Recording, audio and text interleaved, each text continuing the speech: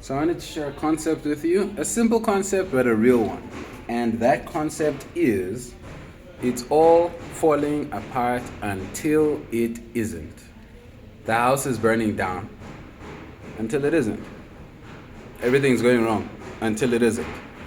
The reason I'm saying this to you is you need to have vision past where you're in a burning house, right? And if you can put yourself into the future in the correct way, you'll gain composure in the present. You'll be able to lead people out of the burning house because you can see the future after the burning house. If you can only see the present and the house is burning around you, realize that you won't actually be able to lead people out because you'll be caught in the panic.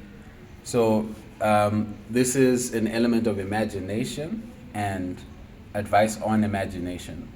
Sometimes present time isn't the best place to be. It's normally the best place to be, but sometimes you need to dislodge yourself from the present and think in futures.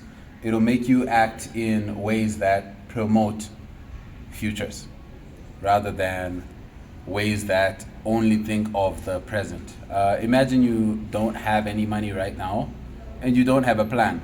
If you think in futures, should be that you can make a plan towards these futures. But if you can only think in the present, what will happen is you'll scramble and cope. But the entirety of your life will then become cope because you're not coping and organizing. You're just cope. And this gets worse as time goes on. This is why you see someone living a super rundown life. They can only think of now, they can't create future. However, if you look at the greatest inventions in life, realize that the person had a normal life and they made that invention because they thought in futures. It is not that Thomas Edison was a baller and had a super rich family. He was kind of a normal guy. Tried to make a light bulb because his future thinking was strong enough. So realize that somehow the power of invention lies in thinking in futures rather than thinking in present time. And that's the greatest power of humanity. The reason that you have a shelter as good as the shelter that you have is because of the power of invention, imagination, thinking in futures.